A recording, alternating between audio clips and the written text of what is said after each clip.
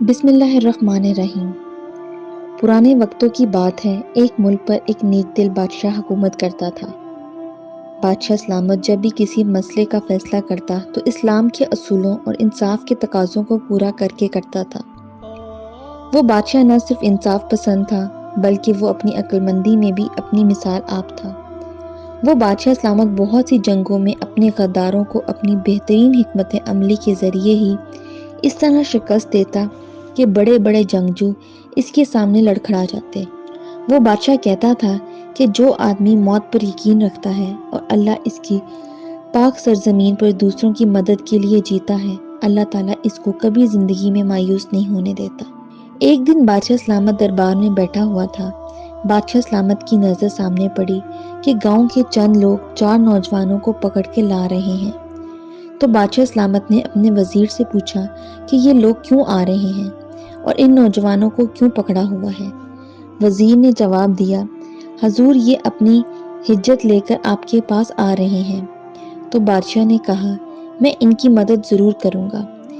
گاؤں والے دربار میں حاضر ہوئے تو ان میں سے ایک بزرگ بولا، بادشاہ سلامت، میری ایک خوبصورت اور حسین و جمیل بیٹی تھی۔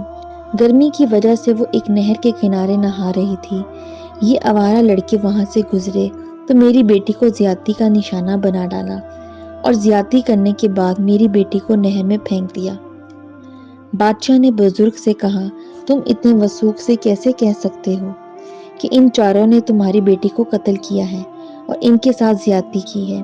تو اس بزرگ نے جواب دیا، بادشاہ سلامت، میں اپنی بیٹی کو ڈھونڈتا ہوا نہر کے کنارے پہنچا تو یہ چاروں اس جگہ کے پاس کھڑے تھے اور میری بیٹی کا دوپٹہ ان کے پاس تھا۔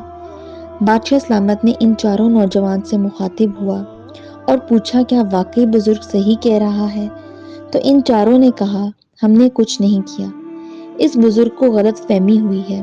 جب بادشاہ سلامت نے دیکھا کہ چاروں لڑکے اپنا جرم تسلیم کرنے کے لیے تیار نہیں ہیں تو بادشاہ سلامت نے حکم دیا کہ 4 پیالے دودھ کے حاضر کیے جائیں۔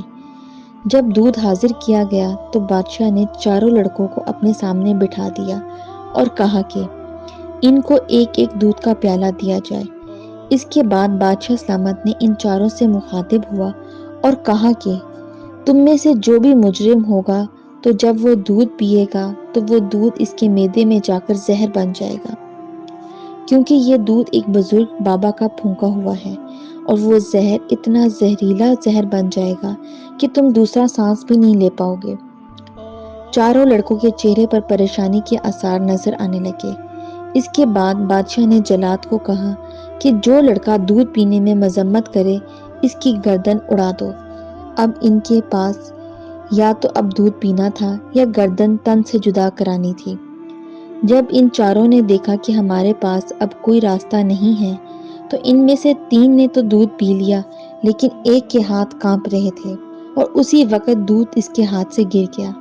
تمام گاؤں والے اور دربار میں موجود درباری بڑے حیران ہوئے کہ بادشاہ سلامت اس دودھ سے کیسے ثابت کرے گا کہ ان چاروں میں کون مجرم ہے۔ جب دودھ کا پیالہ اس لڑکے کے ہاتھ سے گرا تو بادشاہ سلامت نے اپنے سپاہیوں کو حکم دیا کہ لڑکے کو پکڑ لو، صرف یہی لڑکا ہی مجرم ہے۔ تمام درباری حیران ہوئے کہ بادشاہ سلامت نے تو کہا تھا کہ جو قاتل ہوگا وہ زہریلے دودھ سے ہی مر جائے گا، لیکن یہ کیسے ہوا؟ تو بادشاہ نے کہا کہ یہ ایک عام گائے کا دودھ ہے اور کسی بزرگ بابا کا پھونکا ہوا نہیں ہے۔ یہ سب میں نے اس لیے کہا تھا کہ جو لڑکا قاتل ہوگا وہ یہ جانتے ہوئے کہ یہ دودھ اس کے لیے موت ثابت ہوگا وہ کبھی بھی اسے نہیں پیے گا، اور جو بے قصور تھے تو ان کے دل میں خوف نہیں تھا کیونکہ وہ جانتے تھے کہ ہم بے قصور ہیں، اس لیے ان تینوں نے دودھ پی لیا۔ اس کے بعد لڑکے نے اپنا جرم تسلیم کر لیا۔ اس کے بعد بادشاہ سلامت نے پوچھا کہ حقیقت میں کیا ہوا تھا تو اس نے بتایا کہ اس بزرگ کی بیٹی نہر کے کنارے نہا رہی تھی۔ جب میں وہاں سے گزرا تو اس بزرگ کی بیٹی کو دیکھ کر میں اپنے نفس پر قابو نہ رکھ سکا اور اس لڑکی کے ساتھ زیادتی کی۔ جب وہ بہت زیادہ چلانے لگی تو میں نے اسے نہر میں دھکا دے دیا اور پھر وہ ڈوب کر مر گئی۔ لڑکی کی چیخ سن کر یہ تینوں بھاگتے ہوئے آئے، لیکن میں نے ان کو کہا کہ ایک لڑکی ڈوب رہی تھی اور مدد کے لیے پکار رہی تھی، لیکن تمہارے آنے میں دیر ہو گئی اور اس لڑکی کا دوپٹہ میرے ہاتھ میں رہ گیا تھا، یہ سب سن کر بادشاہ سلامت نے اس لڑکے کو پھانسی کا حکم دے دیا۔